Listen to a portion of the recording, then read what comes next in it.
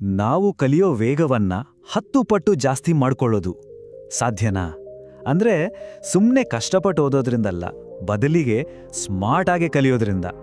ಹಾಗಿದ್ರೆ ಬನ್ನಿ, ಈ ವಿಶ್ಲೇಷಣೆಯಲ್ಲಿ ನಮ್ಮ ಮೆದುಳಿನ ನಿಜವಾದ ಶಕ್ತಿಯನ್ನ ಅನ್ಲಾಕ್ ಮಾಡೋಕೆ ಸಹಾಯ ಮಾಡುವ ಸ್ವಾಮಿ ವಿವೇಕಾನಂದರ ಕೆಲವು ಅದ್ಭುತ ಆದರೆ ಅಷ್ಟಾಗಿ ಯಾರಿಗೂ ಗೊತ್ತಿಲ್ಲದ ತಂತ್ರಗಳ ಬಗ್ಗೆ ತಿಳಿದುಕೊಳ್ಳೋಣ. ಸರಿ, ಹಾಗಾದ್ರೆ ಮೊದಲು ನಾವೆಲ್ಲರೂ ಕಲಿಯೋವಾಗ ಎದುರಿಸೋ ಒಂದು ಸಾಮಾನ್ಯ ಸಮಸ್ಯೆಯಿಂದ ಶುರು ಮಾಡೋಣ. ಯಾಕಂದ್ರೆ ಈ ಸಮಸ್ಯೆ ಏನು ಅಂತ ಸರಿಯಾಗಿ ಅರ್ಥ ಮಾಡ್ಕೊಂಡ್ರೆ ತಾನೇ ನಾವು ಪರಿಹಾರದ ಕಡೆಗೆ ಹೆಜ್ಜೆ ಇಡೋಕ್ಕಾಗೋದು ಅಲ್ವಾ? ಹೌದಲ್ವಾ? ಇದು ನಮ್ಮಲ್ಲಿ ಎಷ್ಟೋ ಜನರಿಗೆ ಆಗಿರುತ್ತೆ. ಗಂಟೆಗಟ್ಟಲೆ ಪುಸ್ತಕ ಹಿಡ್ಕೊಂಡು ಕೂತಿರ್ತೀವಿ, ಒಂದೇ ಲೈನನ್ನು 10 ಸಾರಿ ಓದಿದ್ನು ಏನೂ ತಲೆಗೆ ಹತ್ತೋದಿಲ್ಲ. ಆವಾಗ ಆಗೋ ಹತಾಶೆ ಇದೆಯಲ್ಲ, ಅಬ್ಬಬ್ಬಾ, ನಮ್ಮ ಸಮಯ ನಮ್ಮ ಶ್ರಮ ಎರಡೂ ವ್ಯರ್ಥ ಆಯ್ತಲ್ಲ ಅಂತ ಅನ್ಸ್ಬಿಡುತ್ತೆ. ಮನಸ್ಸು ಎಲ್ಲೆಲ್ಲೋ ಓಡಾಡ್ತಾ ಇರುತ್ತೆ, ಓದಿದ್ದೆಲ್ಲ ಮಾರನೇ ದಿನಕ್ಕೆ ಮರ್ತೋಗಿರುತ್ತೆ. ಕೊನೆಗೆ ಏನಾಗುತ್ತೆ ಅಂದರೆ, ನಮ್ಮಲ್ಲೇ ಏನೋ ದೋಷ ಇದೆ, ನಾವು ಅಷ್ಟು ಬುದ್ಧಿವಂತರಲ್ಲವೇನೋ ಅಂತ ನಮ್ಮನ್ನೇ ನಾವು ದೂಷ್ಕೊಳ್ಳೋಕ್ಕೆ ಶುರು ಮಾಡ್ತೀವಿ. ಆದರೆ ಚಿಂತೆ ಮಾಡಬೇಡಿ, ಯಾಕಂದರೆ ಈ ಎಲ್ಲ ಸಮಸ್ಯೆಗಳಿಗೂ ಪರಿಹಾರ ಇದೆ. ಸರಿ, ಈ ಸಮಸ್ಯೆಗಳ ಬಗ್ಗೆ ಮಾತಾಡಿದ್ದು ಸಾಕು. ಈಗ ಪರಿಹಾರದ ಕಡೆಗೆ ಗಮನ ಹರಿಸೋಣ. ನಮ್ಮ ಇತಿಹಾಸದಲ್ಲಿ ಒಬ್ಬ ಮಹಾನ್ ವ್ಯಕ್ತಿ ಇದ್ರು. ಅವರ ಕಲಿಕೆಯ ವಿಧಾನ ಎಷ್ಟೊಂದು ಅಸಾಧಾರಣವಾಗಿತ್ತು ಅಂದರೆ ನೋಡೋರಿಗೆ ಅದು ಒಂದು ಪವಾಡದ ಥರನೇ ಕಾಣ್ತಿತ್ತು. ಈ ಮಾತನ್ನೊಮ್ಮೆ ಕೇಳಿ. ಇದು ನೆನಪಿನ ಶಕ್ತಿ ಅಲ್ಲ, ಇದು ಮನಸ್ಸಿನ ಮತ್ತೊಂದು ಆಯಾಮ. ನೋಡಿ, ಇದೇ ಮಾತು ನಮ್ಮನ್ನ ಒಂದು ಅದ್ಭುತ ಕಥೆಯ ಕಡೆಗೆ ಕರ್ಕೊಂಡು ಹೋಗುತ್ತೆ. ಅಂದ್ರೆ ಇದು ಕೇವಲ ನೆನಪಿನ ಶಕ್ತಿ ಅಲ್ಲ, ಅದಕ್ಕಿಂತಾನೂ ಮೀರಿದ್ದು ಅಂತ. ಹಾಗಾದ್ರೆ ಇಂಥ ಒಂದು ಸಾಮರ್ಥ್ಯವನ್ನ ಗಳಿಸಿದ್ ಹೇಗೆ? ಇದೊಂದು ಸಣ್ಣ ಕಥೆ. ಅಮೆರಿಕಾದಲ್ಲಿ ಪ್ರೊಫೆಸರ್ ರೈಟ್ ಅಂತ ಒಬ್ರಿದ್ರು. ಅವರು ಸ್ವಾಮಿ ವಿವೇಕಾನಂದರಿಗೆ ಒಂದು ದೊಡ್ಡ ದಪ್ಪ ಪುಸ್ತಕವನ್ನ ಕೊಡ್ತಾರೆ. ವಿವೇಕಾನಂದ್ರ ಏನು ಮಾಡ್ತಾರೆ ಅಂದ್ರೆ ಅದರ ಪುಟಗಳನ್ನು ಸರ್ರಂತ ತಿರುವಿ ಮುಚ್ಚಿಟ್ಬಿಡ್ತಾರೆ.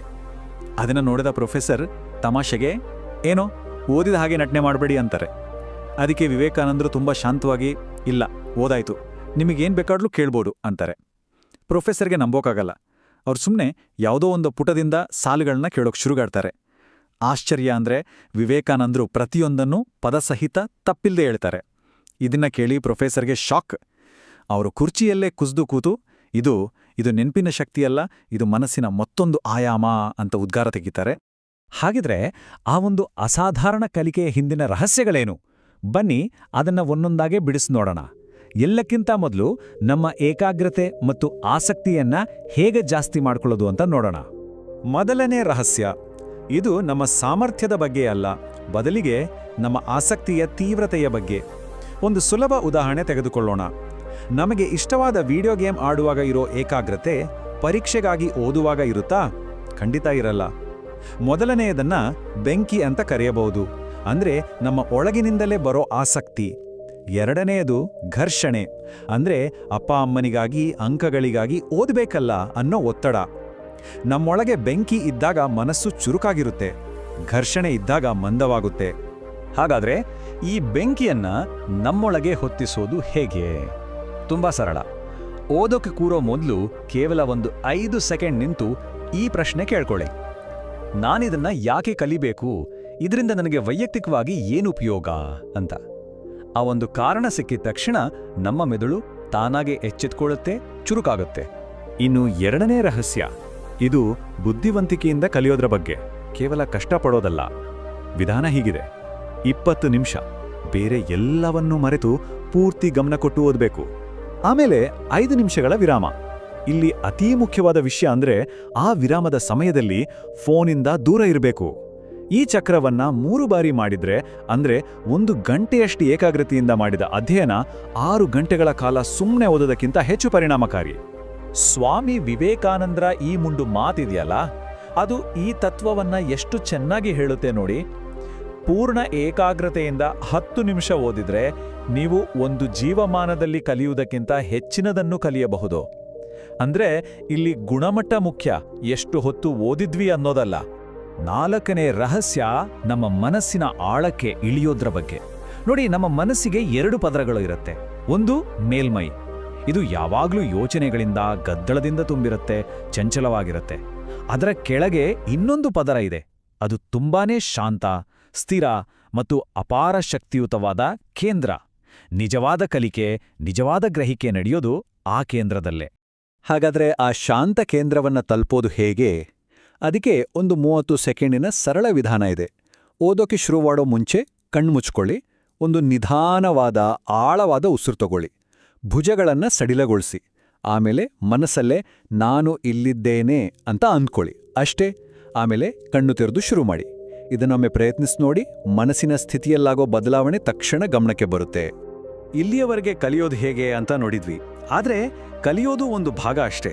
ಕಲ್ತಿದ್ದನ್ನ ನೆನಪಲ್ಲಿಟ್ಕೊಳ್ಳೋದಿದೆಯಲ್ಲ, ಅದು ಇನ್ನೊಂದು ದೊಡ್ಡ ಸವಾಲು. ಹಾಗಾದ್ರೆ ನಾವು ಕಲ್ತ ಜ್ಞಾನವನ್ನ ಮನಸ್ಸಿನಲ್ಲಿ ಶಾಶ್ವತವಾಗಿ ಉಳಿಸ್ಕೊಳ್ಳೋದು ಹೇಗೆ? ಅದರ ಬಗ್ಗೆ ಈಗ ನೋಡೋಣ. ವೇದಗಳಲ್ಲಿ ಬರುವ ಈ ಒಂದು ಮಾತು, ಮನಸ್ಸು ಒಂದು ರಥದಂತೆ. ಈ ಪ್ರಾಚೀನ ಹೋಲಿಕೆ ಇದೆಯಲ್ಲ, ಇದು ವಿವೇಕಾನಂದರು ಬಳಸ್ತಿದ್ದ 3ನೇ ರಹಸ್ಯವನ್ನ ಅರ್ಥ ಮಾಡ್ಕೊಡಕ್ಕೆ ನಮಗೆ ಸಹಾಯ ಮಾಡುತ್ತೆ. ಅದೇ ಮಾನಸಿಕ ಕೊಕ್ಕೆಗಳ ಶಕ್ತಿ. ಈ 3ನೇ ರಹಸ್ಯದ ಮೂಲತತ್ವ ಇಷ್ಟೇ: ಸುಮ್ಮನೆ ಓದೋದಲ್ಲ, ಅದನ್ನ ದೃಶ್ಯವಾಗಿ ಕಲ್ಪಿಸಿಕೊಳ್ಳೋದು. ಯಾಕಂದ್ರೆ ನಮ್ಮ ಮನಸ್ಸು ಪ್ಯಾರಾಗ್ರಾಫ್ಗಳಿಗಿಂತ ಚಿತ್ರಗಳನ್ನ ಚೆನ್ನಾಗಿ ನೆನ್ಪಿಟ್ಕೊಳ್ಳುತ್ತೆ.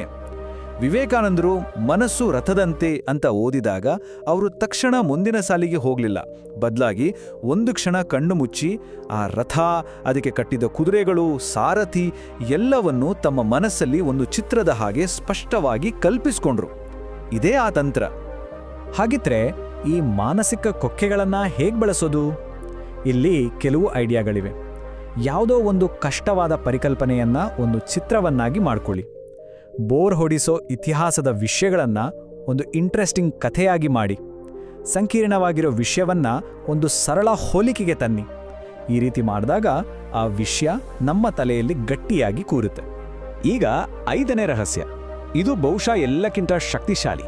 ಏನದು ಅಂದ್ರೆ, ಏನನ್ನಾದ್ರೂ ಅರ್ಥ ಮಾಡ್ಕೋಬೇಕಾ, ಅದನ್ನ ಬೇರೆಯವರಿಗೆ ವಿವರಿಸಿ, ಅಷ್ಟೇ. ನಾವು ಇನ್ನೊಬ್ಬರಿಗೆ ಏನನ್ನಾದ್ರೂ ಹೇಳಿಕೊಡೋಕೆ ಪ್ರಯತ್ನ ಪಟ್ಟಾಗ ನಮ್ಮ ಮೆದುಳು ಆ ಮಾಹಿತಿಯನ್ನ ಸರಳ ಮಾಡೋಕೆ, ಅದನ್ನ ಒಂದು ಕ್ರಮಬದ್ಧವಾಗಿ ಜೋಡಿಸೋಕೆ ಶುರು ಮಾಡುತ್ತೆ. ಅದರಲ್ಲಿ ನಮಗೇನಾದ್ರೂ ಗೊಂದಲ ಇದ್ರೆ ಅದು ಆವಾಗಲೇ ಗೊತ್ತಾಗುತ್ತೆ. ಇದರಿಂದ ನಮ್ಮ ತಿಳುವಳಿಕೆ ಇನ್ನಷ್ಟು ಗಟ್ಟಿಯಾಗುತ್ತೆ. ಈ ವಿಧಾನವನ್ನ ತಕ್ಷಣಕ್ಕೆ ಅಭ್ಯಾಸ ಮಾಡೋಕೆ ಇಲ್ಲಿದೆ ಒಂದು 2 ಮಿನಿಟ್ನ ಟೀಚ್ ಬ್ಯಾಕ್ ವ್ಯಾಯಾಮ. ಯಾವುದಾದ್ರೂ ಒಂದು ವಿಷಯ ಓದಿದ ತಕ್ಷಣ ಕೇವಲ 2 ನಿಮಿಷ ಅದನ್ನ ಗಟ್ಟಿಯಾಗಿ ಯಾರಿಗಾದ್ರೂ ವಿವರಿಸಿ. ಯಾರು ಇಲ್ಲ ಅಂದ್ರೆ ಗೋಡೆಗೆ, ಫೋನ್ಗೆ, ಯಾರಿಗಾದ್ರೂ ಸರಿ. ಈ ಒಂದು ಸಣ್ಣ ಕೆಲಸ ಇದೆಯಲ್ಲ, ಅದು 10 ಸಾರಿ ಪುನರಾವರ್ತನೆ ಮಾಡೋದಕ್ಕಿಂತ ಹೆಚ್ಚು ಪರಿಣಾಮಕಾರಿ. ಸರಿ, ಈಗ ನಾವು ಕೊನೆಯ ಮತ್ತು ಬಹುಶಃ ಎಲ್ಲಕ್ಕಿಂತ ಮುಖ್ಯವಾದ ರಹಸ್ಯದ ಕಡೆಗೆ ಬಂದಿದ್ದೇವೆ. ಇದುವರೆಗೂ ನೋಡಿದ ಎಲ್ಲ ತಂತ್ರಗಳಿಗೆ ಇದೇ ಅಡಿಪಾಯ. ನಮ್ಮ ಮನಸ್ಸಿನ ನಿಜವಾದ ಸಾಮರ್ಥ್ಯವನ್ನು ಅನ್ಲಾಕ್ ಮಾಡೋ ಕೀಲಿಕೈ ಇದು. 6ನೇ ರಹಸ್ಯ: ಶಕ್ತಿಯ ಸೋರಿಕೆಯನ್ನ ನಿಲ್ಲಿಸೋದು. ಅಂದ್ರೆ ನಮ್ಮ ಕಲಿಯೋ ವೇಗ ಅನ್ನೋದು ನಮ್ಮ ಮಾನಸಿಕ ಶಕ್ತಿ ಮೇಲೆ ನಿಂತಿರುತ್ತೆ. ಒಂದೇ ಸಾರಿ ಹಲವು ಕೆಲಸ ಮಾಡೋದು, ನಮ್ಮನ್ನ ಬೇರೆಯವ್ರ ಜೊತೆ ಹೋಲಿಕೆ ಮಾಡ್ಕೊಳ್ಳೋದು, ನಕಾರಾತ್ಮಕವಾಗಿ ಯೋಚನೆ ಮಾಡೋದು, ಇವೆಲ್ಲ ನಮ್ಮ ಮಾನಸಿಕ ಶಕ್ತಿಯನ್ನ ನಿಧಾನವಾಗಿ ಖಾಲಿ ಮಾಡುತ್ತೆ. ಹಾಗಾಗಿ ಚೆನ್ನಾಗಿ ನಿದ್ದೆ ಮಾಡೋದು ಮತ್ತು ಸಕಾರಾತ್ಮಕವಾಗಿ ಇರೋದು, ಇವು ನಮ್ಮ ಕಲಿಕೆಯ ವೇಗವನ್ನ ಅಚ್ಚರಿ ಅನ್ನೋ ಹಾಗೆ ಹೆಚ್ಚಿಸುತ್ತೆ. ಕೊನೆಗೆ ವಿವೇಕಾನಂದರ ಈ ಒಂದು ಮಾತು ನಮ್ಮ ಜವಾಬ್ದಾರಿಯನ್ನ ನೆನಪಿಸುತ್ತೆ. ನೀವೇ ನಿಮ್ಮ ಮನಸ್ಸಿನ ನಿರ್ಮಾಪಕರು.